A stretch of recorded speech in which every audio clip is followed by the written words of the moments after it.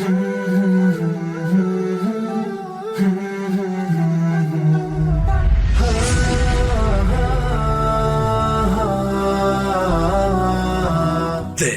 is Between Classes, a Qurtuba Islamic Academy production.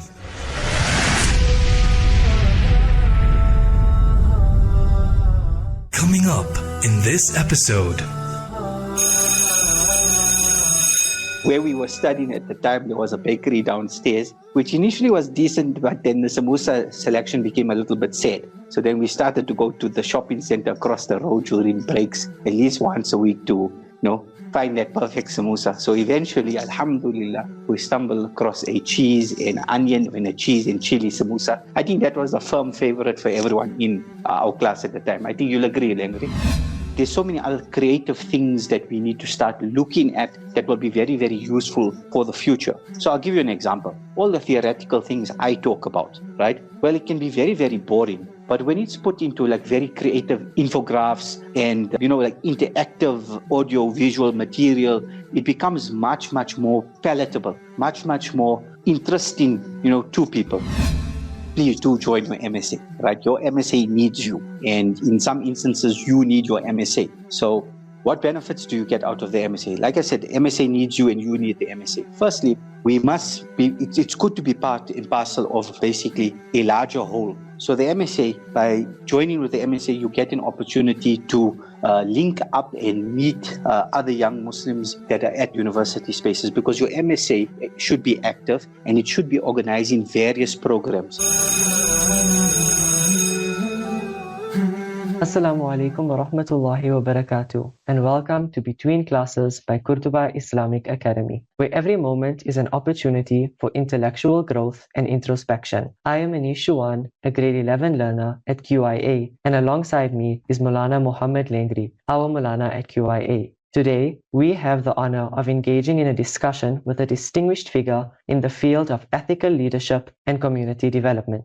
Our distinguished guest for today's episode is Ml Anwar Jhetam, serving as the Civic Leadership Programs Manager at the esteemed Auwal Socio-Economic Research Institute, also known as ASRI. With a diverse background in academia and community engagement, Ml Anwar stands as an exemplary figure in the field of ethical leadership. Throughout Maulana's career, Maulana's work at ASRI reflects this dedication, as Maulana plays a crucial role in nurturing the next generation of leaders through innovative programs and strategic guidance. Before we proceed with our conversation, let's take a moment to become acquainted with Maulana Anwar's remarkable journey. Maulana Anwar began his academic journey with a focus on logistics management at the University of Johannesburg. However, Maulana's pursuit of knowledge extended far beyond the business domain, leading Maulana to delve into the classical Islamic sciences. This exploration encompassed law, history, philosophy, and epistemology, providing Maulana with a comprehensive understanding of human society and its underlying principles. Driven by a passion for service and a commitment to ethical leadership, Maulana Anwar has seamlessly transitioned from student leadership roles to Maulana's current position at ASRI. As the manager of the Civic Leadership Program, Maulana is tasked with growing and expanding ASRI's Future Leaders Program for university postgraduates, which is a full-time fellowship program with ASRI, established in 2016 and now with over 100 program graduates. Alongside the ASRI Civic Leadership Program for university students and the ASRI High Schools Program for scholars. Today, we will be discussing a spectrum of topics with Maulana Anwar, encompassing both Maulana's personal pursuits and professional expertise. My name is Muhummed Langry, and before we get into the interrogation of Anwar Jhetam, I'd like to start off with a bit of a light question. So Maulana Anwar, would you like to share with us a hobby or interest that you have that may surprise our listeners? Assalamu alaikum wa rahmatullahi wa barakatuh. Shukran jazilan for having me. Really enjoying this podcast. I think it's a remarkable thing that a school has a podcast for its students, for its parent community. So mashallah, congratulations on this innovative idea. Okay, with regards to myself, hobbies. I do like hiking. I like the outdoors. I really do enjoy the outdoors. So hiking is something that I do enjoy. I have a serious taste for coffee, which I cultivate almost every single day. Yes, there are days that I don't drink coffee, surprisingly. So the outdoors is something that I really enjoy, and preferably with a cup of coffee. Okay, and I know this may seem a bit odd that I'm asking you about your hobbies, but I feel that I'm in quite a good position to share some of your hobbies from my side, because what wasn't included in your academic background is that people don't know that you have had quite a long pursuit of Islamic studies. It began in Johannesburg, proceeded to Cape Town, to Cairo, and culminated in a formal sense in Johannesburg as well. But the last 3 or 4 years of your studies was alongside me. So part of those hobbies, I can also share that Anwar Jhetam has a keen interest in finding the perfect balance between cheese and corn in his samosas.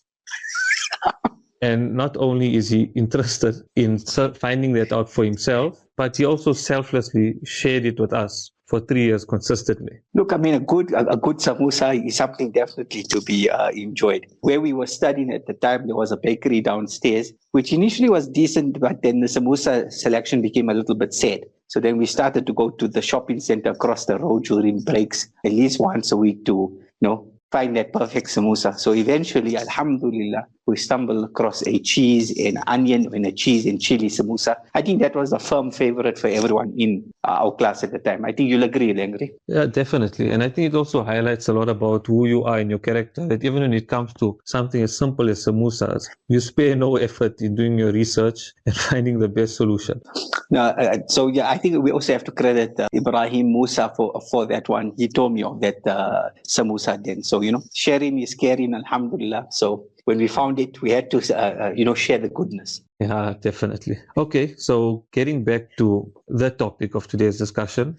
Now it's time for a more serious question. In the light of the recent elections in South Africa, what key lessons or reflections should the Muslim community consider? Okay, the elections have been a lot. When I say a lot, there's a lot of things that happened with the elections. The build-up before elections. This was the 7th national elections in South Africa since the banning of apartheid in the country. So the 7th national elections is arguably one of the most crucial elections after the 1994 elections. So there was a lot of importance about this election. So being a very important election, there's a lot to unpack, but to be very, very brief, one of the things that I've learned looking at the elections before, during, and even now after is that communities need to be prepared. They need to prepare themselves. For example, I'm currently, one of the projects I'm working on is that I'm attempting to track Muslim voter patterns across South Africa. It's a big task because the country is so big and Muslim communities are almost everywhere. And because voting is anonymous, you can't exactly say how people voted, but you can get some indication, some ideas looking at the results of the election. Not just the big numbers that appear nationally, but even the small numbers like per voting station. And being able to do that, what I've noticed is that our community needs to do a lot of work in terms of preparing itself for things such as do we actually know the exact amount of Muslims in the country? Do we know that? Do we have a registry of, an exact, accurate registry of all masajid in the country, and where there's no doubt how accurate the registry is? Do we have, for example, an idea of what professions Muslims are practicing in the country? Have we covered every single profession out there? Are there Muslims who are practicing so many diverse professions that we can say we've covered almost every single field in science or not? All of that, why is that important? Because you will have a community that's more diverse, that's more developed, that's much more educated, and those type of things are important because it's also about what you're going to contribute to society. What elections has taught me also is that South African Muslims as a community, we need two things. We need to learn how to think long term, and we also need to think in a way of how do we add benefit to larger society. I'm not saying that South African Muslims are not adding benefit to larger society. What I'm saying, though, is that we need to add more benefit because we have more things to share with others, and we shouldn't be shy about sharing what we have. Okay, Jazakallah, Anwar. And with regards to what you are discussing, obviously you guys have taken an active step towards implementing these ideas that you are looking towards with your organization. But now, considering, like you said, the spread of Muslims in South Africa, what existing platforms can we use to try and disseminate this knowledge and to create this understanding within the Muslims that these are our duties and our responsibilities? So an example would be, as Muslim schools, do we start, how can we start implementing these ideas among students? Which platforms do you feel are the ones we should target and start using that are already existing? Okay, I think, for example, we have a great network of masajid across the country. There isn't maybe a single city in the country that doesn't have a masjid, or single town where there's Muslims and there isn't even a small musalla that caters for the Muslim community. So effectively using our masjid platforms and our musalla platforms for the education of the community in a very exciting way, in a way that catches people's attention.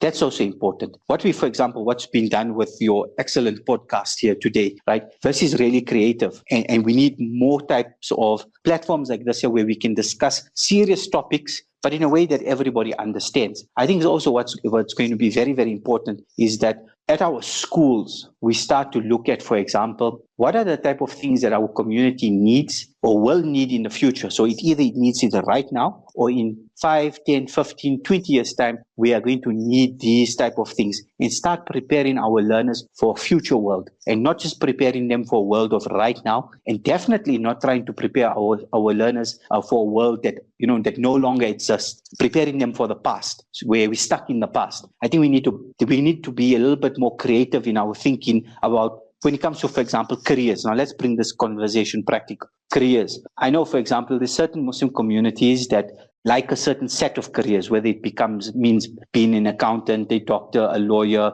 and maybe an engineer. Like we like those 4 or 5 career choices, and that's what we stick with. But there's so many other creative things that we need to start looking at that will be very, very useful for the future. So I'll give you an example. All the theoretical things I talk about, right? Well, it can be very, very boring. But when it's put into like very creative infographics and, like interactive audio visual material, it becomes much, much more palatable, much, much more interesting, to people. So we shouldn't shy away from creativity and thinking creatively about the future. For example, everybody might feel that, being an engineer is a great thing. And I think that that's amazing. But there may be other careers that we need to tap into that we aren't looking at, in our communities. Like let's take, for example, the idea of sociology or anthropology. What we've noticed is that there aren't enough Muslims in the country that have studied things like those sciences. But we need that when it comes to actual community work, because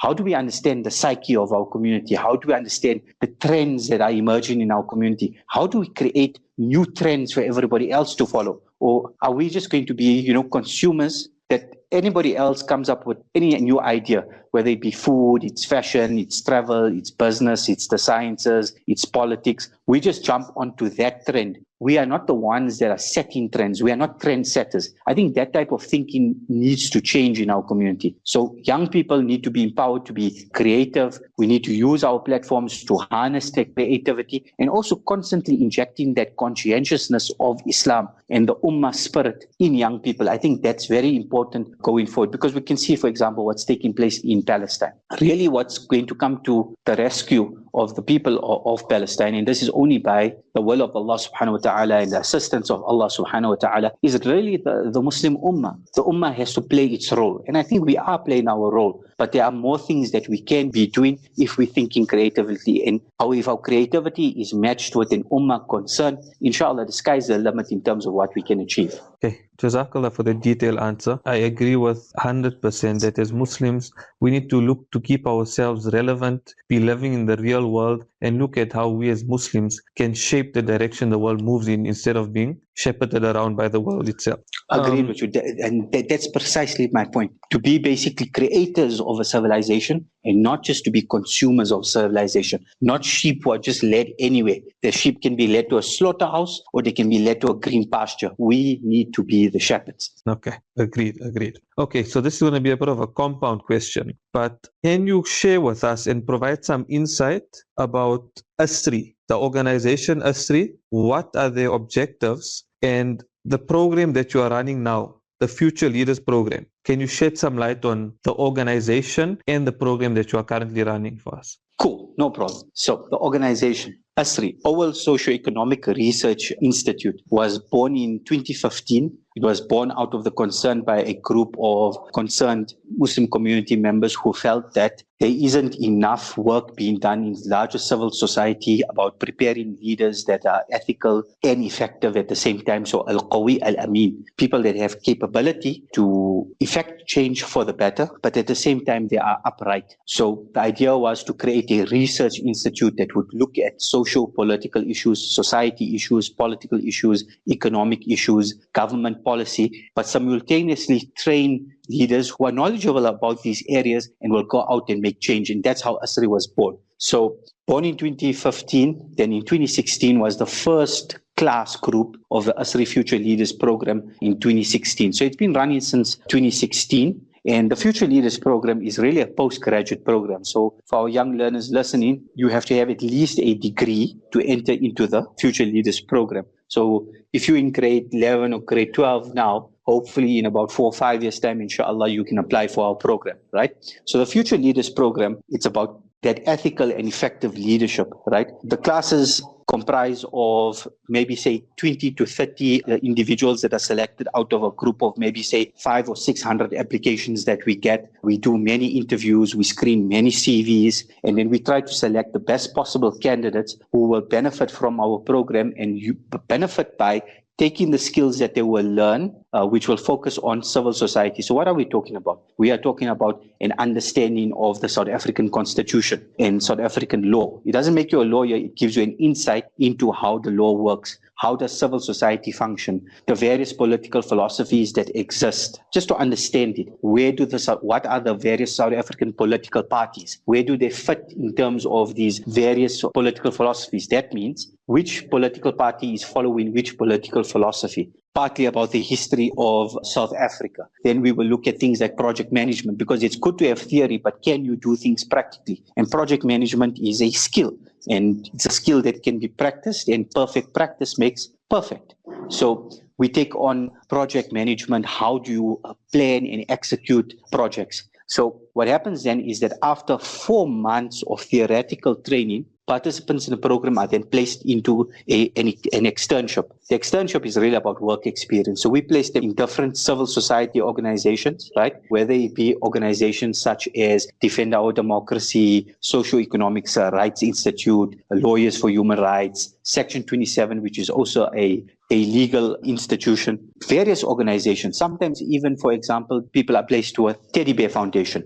For example, I remember last year we placed a candidate in Alim with Teddy Bear Foundation, because this particular alim is a psychologist, and so he's an alim, he's a psychologist, he has a very keen interest in child psychology. So we placed him with Teddy Bear Foundation because Teddy Bear Foundation basically provides care and assistance to abused children. So having a passion for working with children, and so we placed him there, and he did his externship for about 6 months with Teddy Bear Foundation. That's an example. After we've placed a person for the externship is a minimum of 3 months or it's 6 months. It depends, for example, whether the organization wants to keep the participant on longer than 3 months. But the externship gives people, one, a work experience. It gives them an opportunity to network. It also gives them an opportunity to find out how are they going to use all of their skills that they learned at ASRI, how are they going to use that to contribute to civil society. And yes, it's a career builder as well. It can be a potential career builder. So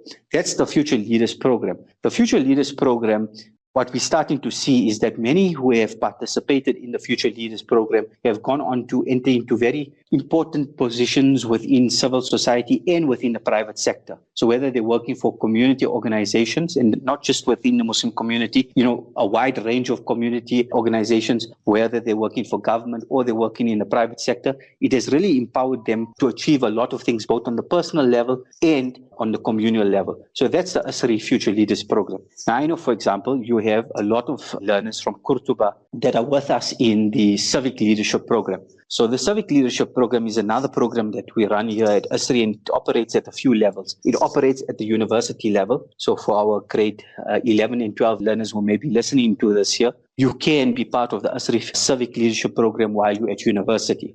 For university, currently we have 2 levels. And then we have a specialist area for high schools, where I think a lot of our learners from Qurtuba maybe in that program. I'm quite excited about the civic leadership program because I feel that's where we're really going to incubate, inshallah, young Muslim leaders who are going to go out and make a difference in whichever profession and field they find themselves in, and also make a very solid contribution to the communities in which they live in. Because now we have not just 4 months to work with program participants, we have a few good years of consistently working and engaging with program participants. And over a period of time, we're hoping that whatever interactions we have, whether it be the weekly online hadith programs that are all linked to civil society issues, and the other programs that we host, which can be very topical at times, all of that will contribute positively to the growth and development of whoever's participating with us, so that they can grow as individuals and that they can make a contribution to society, inshallah. Okay, I find it to be quite beneficial program. It's empower the students so that they can be people that can empower the Muslim community going forward. Absolutely. And I think it's extremely important, especially if you look at what's going on around the world now. I think Muslims have realized that we've been caught napping, and we've been caught being stuck in our bubbles and not being community people. So alhamdulillah, it looks like this program will inshallah allow us and contribute to the Muslims and the Muslim Ummah rising up once again. I mean, sure. If I can add to that, what's also exciting about the civic leadership program, particularly the high school program, is that we're looking at various issues through the lens of the ahadith of the Prophet ﷺ. So this is important because what we're attempting to do is if I can use this expression, the goggles that the world view, right? It's like using, let's say, a pair of spectacles or contact lenses on your eyes to look through the world. What the contact lens or the pair of glasses, spectacles that we're using is the hadith of the Prophet ﷺ. And we know that Quran and ahadith goes together. So it's using that Islamic worldview to look at the world around you. But like I said, an Islamic worldview, that means that we are looking at all human beings in a very positive way. We're looking at the natural world in a positive way. We're looking at the things that are happening around us, whatever's happening, whether it be sports, politics, anything. We're looking at it through the lens of rahmatul lil alameen, mercy for mankind. Okay, is there something good? Is it something bad? Is it something good but needs improvement? How do we, for example, contribute in the space? How do we benefit from the space? So it's not about, I'm just a Muslim for a few hours when I go to the masjid, or a few minutes at the time when I'm, just running into the masjid, read my salah and quickly run out after Jama'ah, and that's my Islam. No. When you go to the masjid, you're looking at the world in a certain way, but that same thinking of the masjid, you're applying it outside to make the world a better place. Okay. Jazakallah, Anwar. As a grade 11 learner sitting and listening to those detailed answers, both these ASRI programs, the Future Leader program and the Civic Leader program, they both really intrigued me and is inspiring me to join them because of how it helps learners and how it's so useful. The next question that I have is something that a lot of students my age or in my grade or in grade 12 would be asking. So as someone who doesn't know what they're going to do when they enter university or when they leave school, should students consider joining MSAs when they enter universities? What benefits do MSAs offer?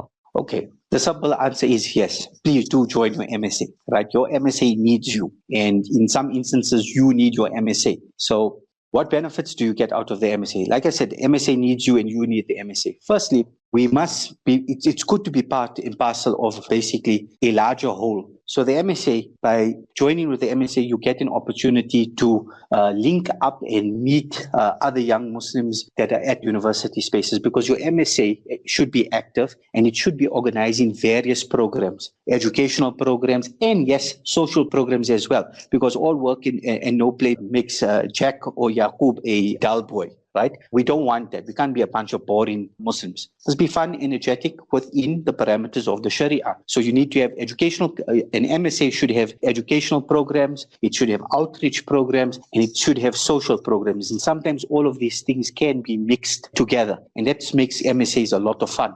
But what can MSAs do for you is that, one, the MSA will make sure that there should be a musalla on campus, right? That so you have a space to read your salah while you're at university, and you're not in a situation where, you're at risk of missing your salah during university hours, or if you're very conscientious about your salah, as we all should be, then, you're running around looking for venues to make your salah. No, there is a central place where you can make your salah, so the community is serviced in that way. The other important thing is about ensuring halal food at universities. This is an issue that MSAs previously used to take up. Then there's other administrative issues. For example, ensuring that you're not writing an exam or a block test on an Eid's day. It's still sometimes it still happens, but for the most part, MSAs were effectively able to reach out to universities, to the various faculties, and reach out to them to come to an agreement that, okay, please don't schedule your test or exams on these particular days because these are the days of Eid, as an example. So there's that functional benefit for the general student. For the student that chooses to be part of the MSA or join in the activities, besides being a great opportunity to meet other Muslims, to meet like-minded people, and to enjoy oneself, if you are actively working in the MSA, you pick up a lot of skills. And this is very, very important, because when you apply for a job one day, they're going to ask you, what experience do you have? If you say that I was on a student society and I was involved in organizing these programs because, for example, maybe I was in charge of the events portfolio at MSA, so I did project management, event planning. That's a proven skill that you have if you were like maybe the treasurer of the MSA. So that means to say that you should have experience in managing money and controlling a budget. If you were the chairperson or the deputy chairperson, you should have leadership experience. If you were part of the social media team, that means you have maybe media and marketing experience. So all of these things actually contribute to your own growth and development. So please join your MSA when you get to university and get involved. So don't just sign up, but get involved in the programs. Because what MSAs lack, and because I do work with MSAs, what I can see this year, is that oftentimes Muslim students that are very creative are not necessarily part of the MSA. And that can make, the MSA quite boring. But if you have creative people that are coming into the MSA, that are active, inshallah, what the MSA is able to do becomes much more significant and much more meaningful. And at the same time, it's much more fun and exciting for whoever's part of the MSA at that time. Okay, and just to add on to that, Anwar, having been a student at FITS, we see as Muslims there's a lot of external challenges. Mm-hmm. So there's a lot of warped ideological differences that have entered into Muslim communities. And being involved in the MSA, I've noticed, is one way that you can safeguard who is addressing the students and who we allow ourselves to take our deen from. So it protects those students that are susceptible to, or they maybe not as grounded as students coming out from an environment like a Muslim school may be. It protects them by putting someone that's reliable and their knowledge is from an authentic source before them. Mm-hmm. And there's also, as well as like when it came to Ramadan, for example, there's an engagement of students with faculty allowed for students to break their fast, to perform, like there's certain examinations that spend 4 to 6 hours. It allowed students to a salah break in the middle of a university exam. Mm-hmm. And these are all results of the work that Muslims put in for themselves as well as other Muslims. Mm-hmm. And living in the society that we find ourselves in today, we often recognize challenges and we complain about weaknesses and complain about challenges. The MSA is a platform for students to inflict change and not just merely complain. Agreed with you 100%. So, for example, the MSAs today are much more open to working with young, dynamic ulama than in previous years. I can say this because I've been around within MSA spaces for a while, both as an official member while I was at university and even afterwards working with people that are in MSAs. There's much more of an open attitude. So the right type of scholars of ulama entering into university spaces and making a positive difference to the students at that particular campus. These are real things that are already happening. The fact that, for example, having been at university, part and parcel of the MSA, then went on to do Islamic studies, oftentimes it happened that, for example, being asked to perform Jumu'ah at campus, leading the Jumu'ah, so you have a better idea of, for example, what to prepare for the Jummah lecture, what are the concerns of students. So there isn't irrelevant messaging, between, for example, the ulama that are coming to campuses not knowing what's the environment like, having some very misinformed ideas of how bad conditions at universities are, and then coming there. Now we've entered into a phase where, for example, you have more MSAs speaking with ulama that are not just happy to come to universities to serve at those universities, but the fact that those ulama were students at those universities themselves, it's a very different dynamic. And this is not just something that's happening here in Johannesburg between myself and Muhummed Langry and a few others. This is happening nationally. I have friends, for example, in Cape Town who studied at UCT and UWC and Stellenbosch University, and they graduated out of those universities, and afterwards they studied the deen. But they still keep contact with the students at those universities, and very regularly they're visiting those universities. So the level of engagement, the level of Islamic education that can take place at universities right now, it's phenomenal. And the opportunities are really there. We just need to go out there, grab it, and make it work for us. Okay, definitely. And just to close off, one last question, but a fairly general one. What advice do you have for people that may listen to this podcast, and specifically the students that are going to form the next generation of the Muslim leaders of this ummah? What advice do you have for them? Okay, in Arabic we have a beautiful saying, al-ilmu qabla al-amal, al-ilmu qabla al-amal, knowledge before action. I think one of the areas where we really need to sharpen up our skill set, toughen up on, improve on, is the fact that we've created an artificial division in our minds as Muslims between knowledge of the deen and knowledge of the dunya. Now, I understand that not every person can be an alim, and not every alim can have had an extensive education in, let's say, the sciences of the dunya, right? And I'm saying that in inverted commas. But what we should have is a cadre, is a group of young leaders that have, let's say, an intermediate to advanced knowledge of Islam. So not just the basics of tahara, salah, saum, zakah, and hajj, but more than that, having perhaps been students of tafsir, students of hadith, students of fiqh in a full sense, to at least maybe its intermediate level, and then combining that with whatever they've studied at university to contribute to their communities. It also means for young ulama to learn other sciences. But for young students that are finishing high school, that are going to be coming into university, my advice for young students is, just like you should be taking your degree at university very, very seriously, you're going to find yourself at campus having a little bit more time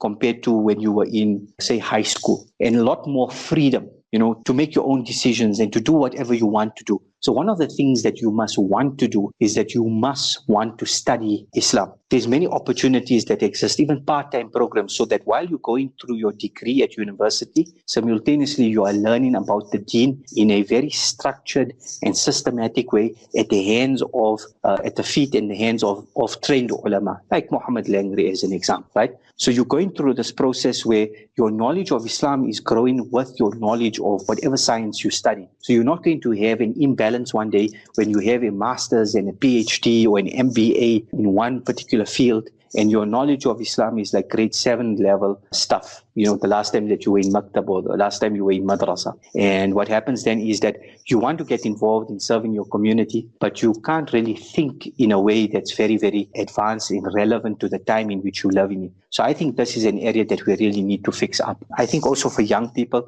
is that have open minds, be habitual readers. So learning via social media, it's useful. Those very nice nasiha that you see on TikTok and Instagram and all of that has its place. But you need to have a committed habit, an addiction with reading, even if you're going to read for 10 minutes a day or even 5 minutes a day, but open your minds to the larger things that are taking place in the world by reading as widely as possible. So there it is, you have ilm that you will be continuously building up. You're reading widely about whatever's going on in so many different things. And those two elements of studying the deen and reading widely, they go together, because you will will see opportunities on how you can grow, whether that growth is, a personal matter, whether it's growing your career, or that growth is about contributing to society. You will find opportunities by opening your mind. So I think that's very, very important, those two things. And be creative and be daring at times as well. Sometimes what we find is that young people are a little bit too cautious. I'm not saying we must be reckless, but I'm saying is that we need to be a little bit courageous. Like, think of those young men in Gaza right now, the ones that are actually doing the resistance. They're involved in defending their community, protecting their community. They're the emergency workers. They're the doctors in the ER room. That's courageousness. That's courage. That's courage that's grounded in faith, in Iman, in Islam. And we need more young people like that. And I don't think that we don't have the potential or the capability of being so creative and so courageous in South Africa. I think there's plenty of opportunity to exhibit that as young people. And I think we need more of that. So focus on being yourself, growing your mind, growing your heart by being connected to the Quran and the Sunnah, and being open to serve. Jazakallah Maulana, it has been a privilege to engage in this enlightening conversation, exploring the intersection of ethical leadership, community development, and personal growth. As we end today's episode of Between Classes by QIA, we trust that our listeners have gleaned valuable insights and perspectives. To stay updated with our latest episodes, be sure to subscribe to QIA on YouTube or follow us on Spotify, Apple Podcasts, or Google Podcasts. Don't forget to hit the like button and share your thoughts on today's episode. If you have any suggestion for future topics or would like to be a guest on the podcast, feel free to reach out to QIA via Instagram or email. Assalamu alaikum wa rahmatullahi wa barakatuh. Wa alaikum assalam wa rahmatullahi wa barakatuh.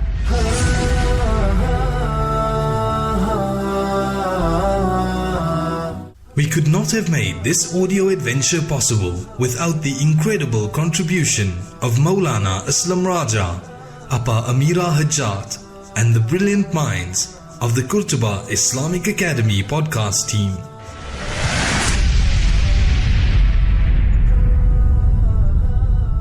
Remember to hit the subscribe button and follow us on social media to stay up to date with our latest episodes. This has been a Qurtuba Islamic Academy production. Stay tuned for more.